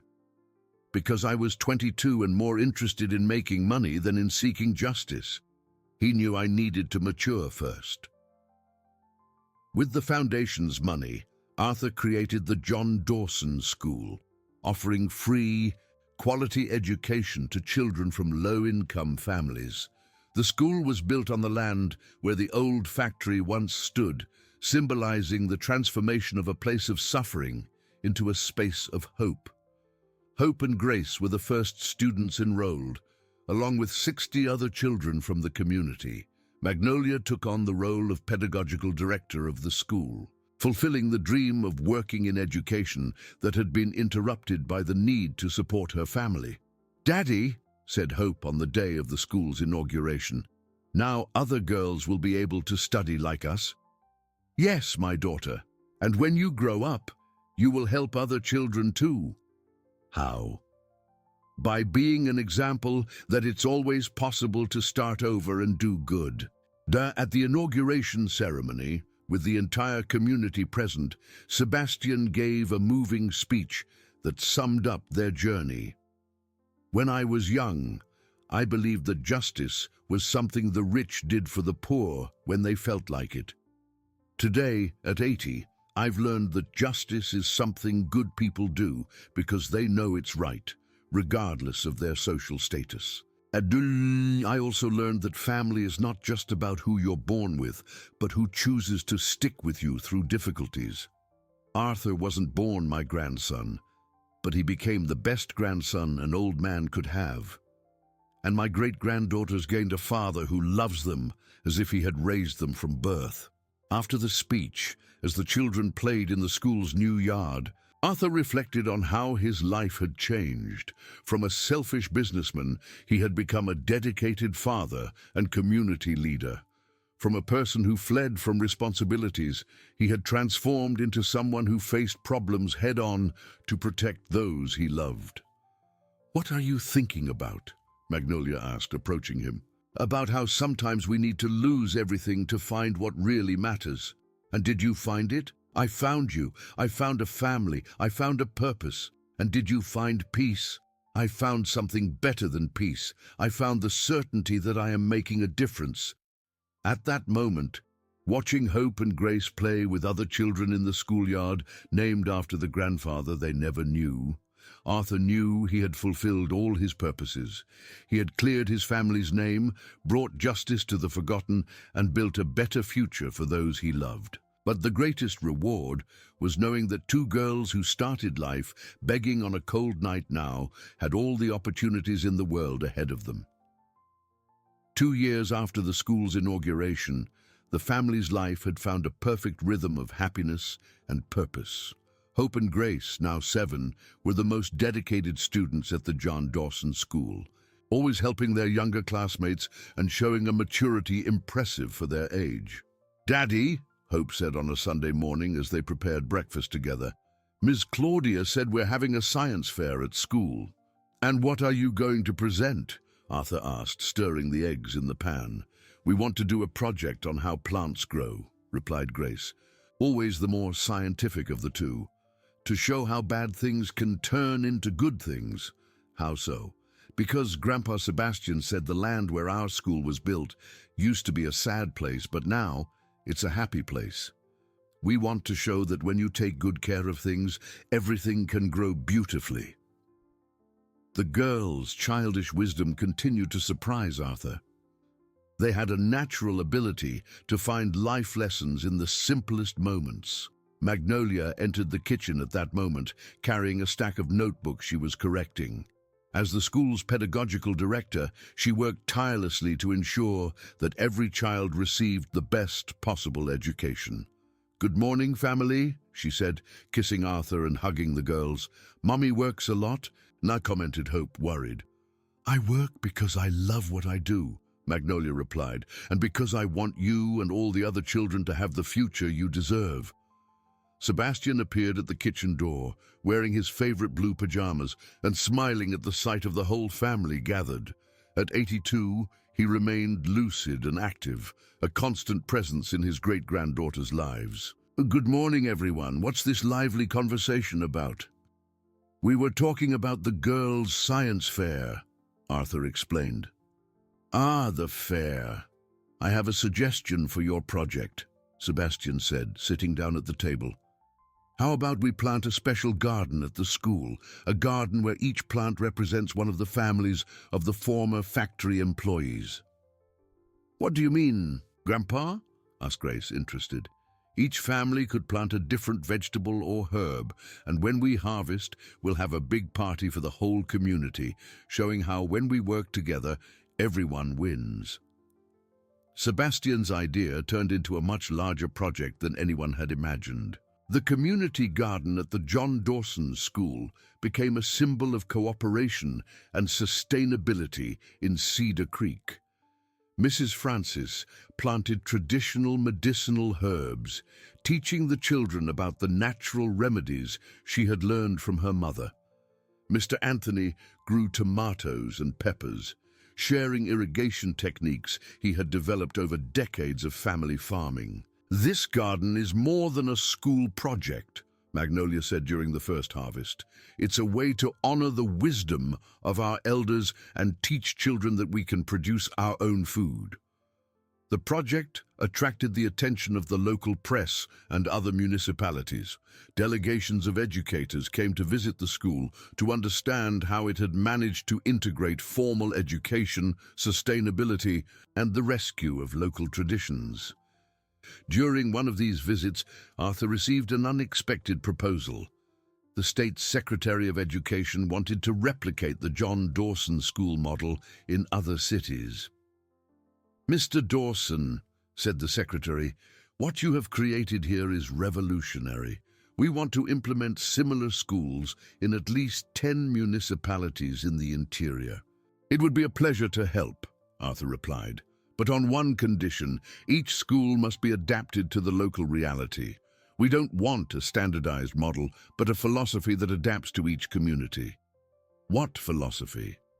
"That quality education is the right of every child, regardless of the family's social condition. And that traditional knowledge is as important as formal knowledge." The expansion of the project brought national recognition to the small town of Cedar Creek. The John Dawson School received awards for educational innovation and sustainability, but Arthur always made a point of crediting the community for the success. "I didn't create any of this," he would say in interviews. "I just created the conditions for people to show their natural wisdom."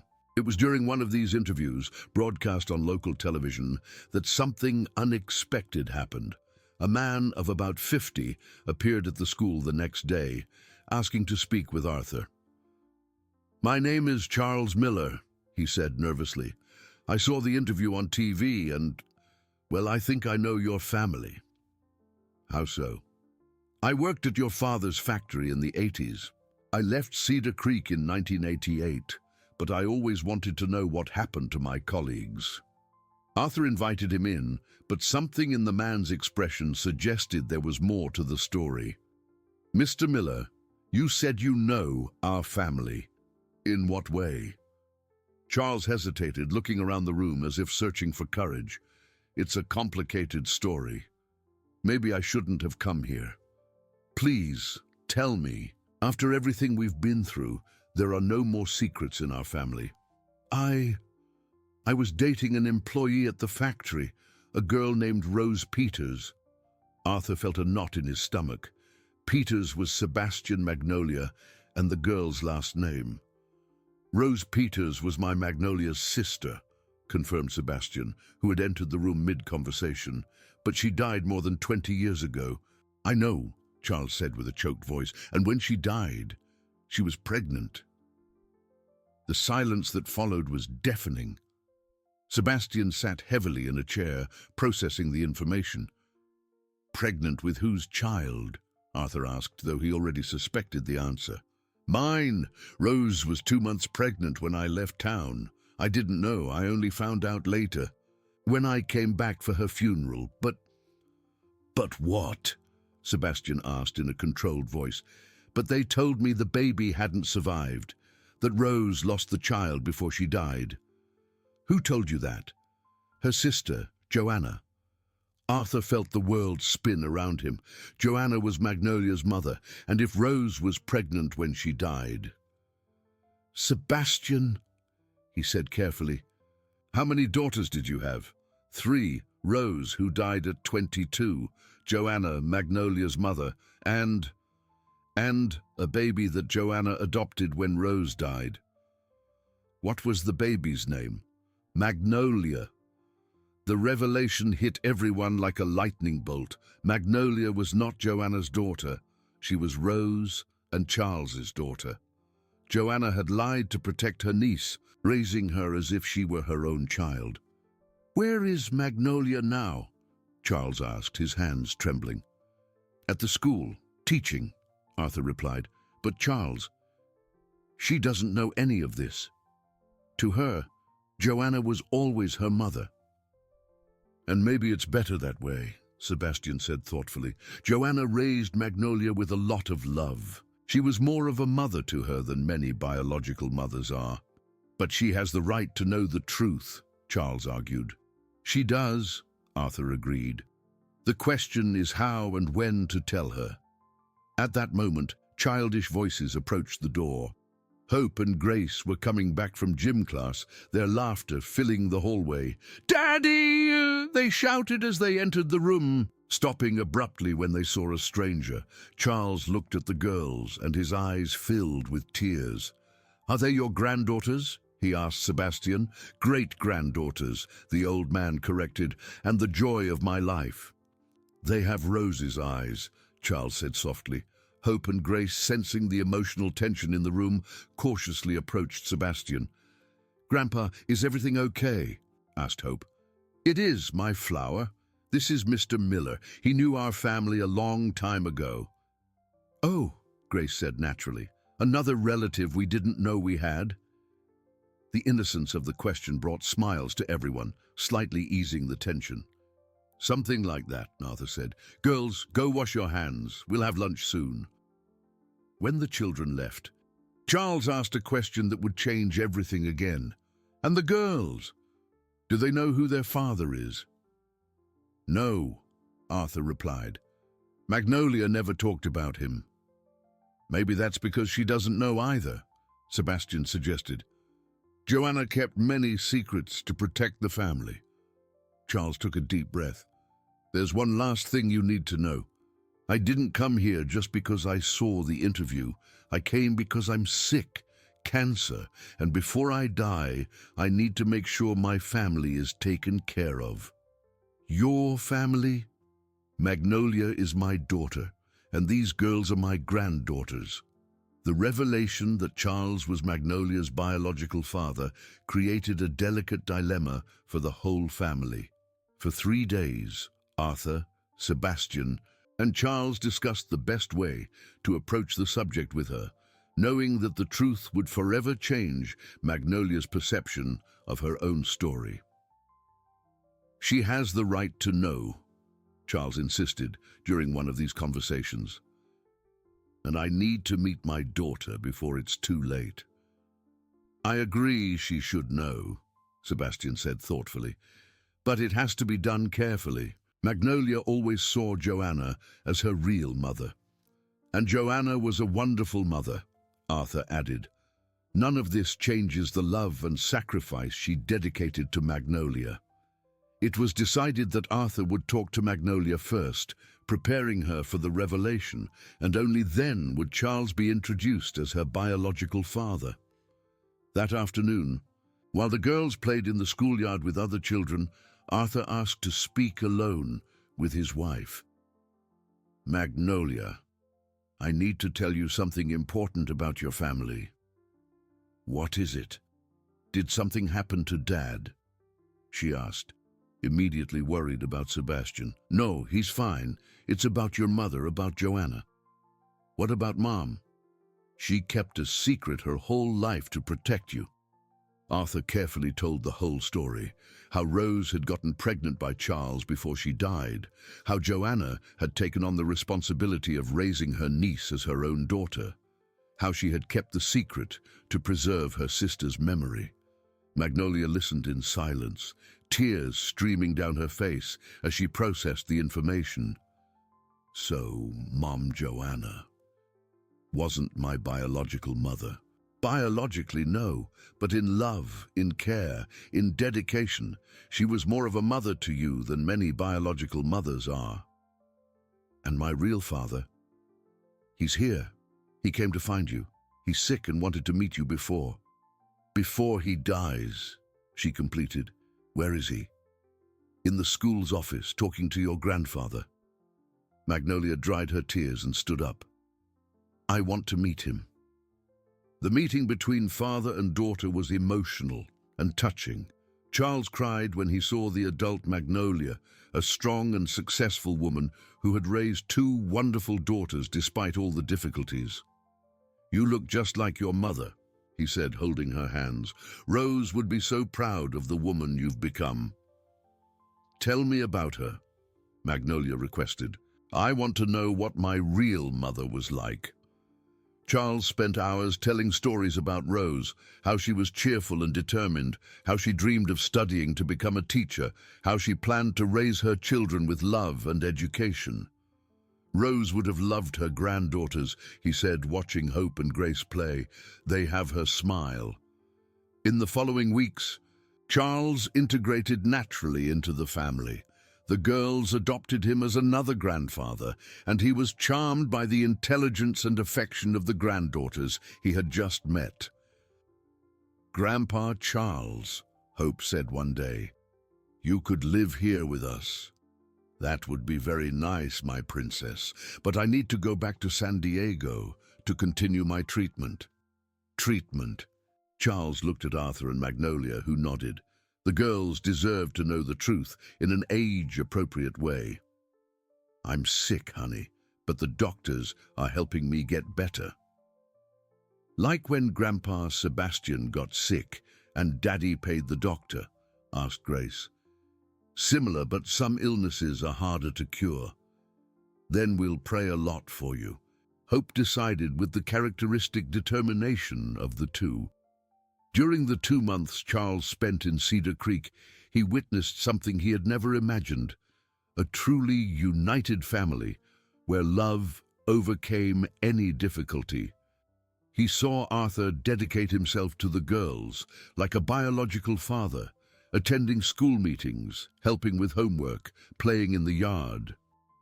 He saw Magnolia masterfully balance her roles as mother, wife, and school director. He saw Sebastian be the loving patriarch who guided everyone with his wisdom. "You've built something special," he told Arthur one afternoon. "A chosen family that is stronger than many blood families." "You're part of it now too," Arthur replied, "and you always will be." The farewell was painful, but necessary. Charles needed to return to San Diego to continue his treatment, but he promised to keep in constant contact and visit whenever possible.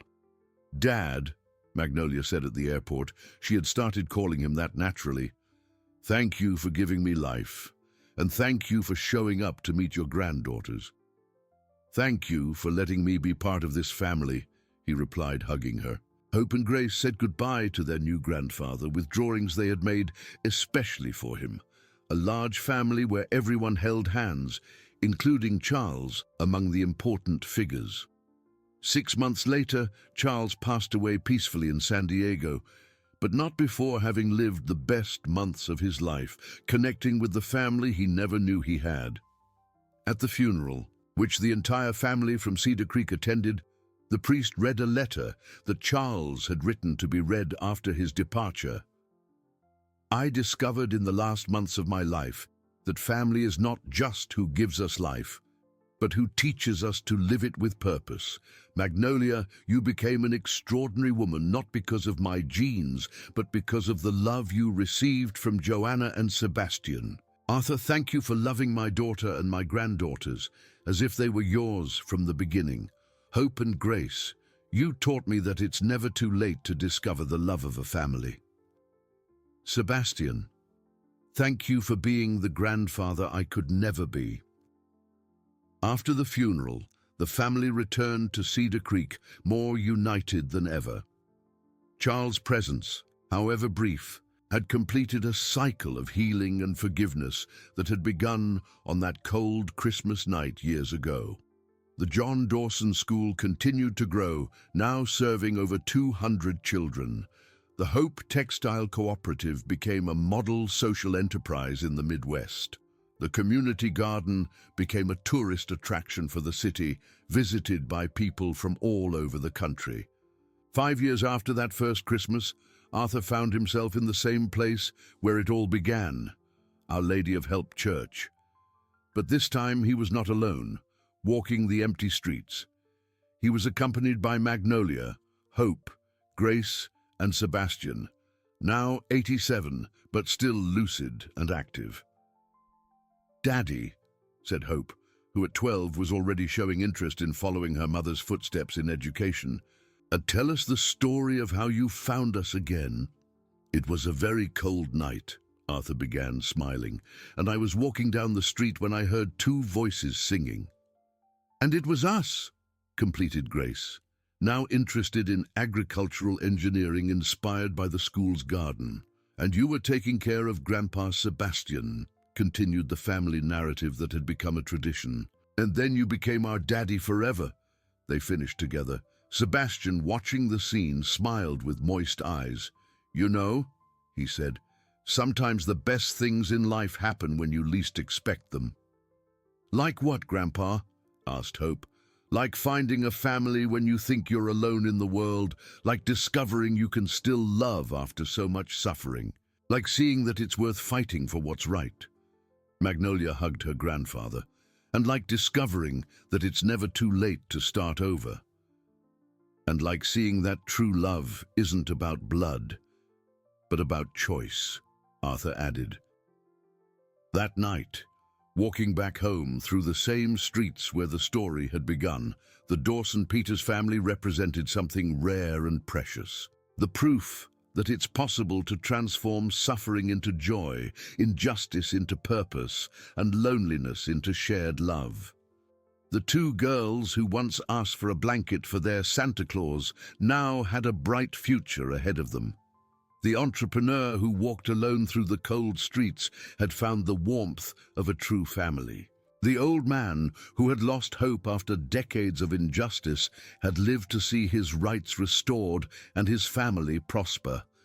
And somewhere in heaven, John Dawson, Joanna Peters, Rose Peters, and Charles Miller watched with pride the family their choices and sacrifices had made possible. In the yellow house on the outskirts of Cedar Creek, where a chosen family had become stronger than any adversity, 5 people who met on a cold Christmas night continued to write a love story that proved every day that happy endings are possible for those who have the courage to fight for them. And when Hope and Grace grew up and had their own families, they would continue to tell the story of the man who heard the cries of 2 little girls on a Christmas night and decided that no child should ever suffer alone again as long as he could do something to help. Because some stories are too big to end in a single generation, and true love always finds a way to keep spreading through the world. If you enjoyed this video, please subscribe to my channel. I promise to bring you videos every day that will make your life happier. Comment what you thought of my story by giving it a rating from 0 to 10, and thank you very much.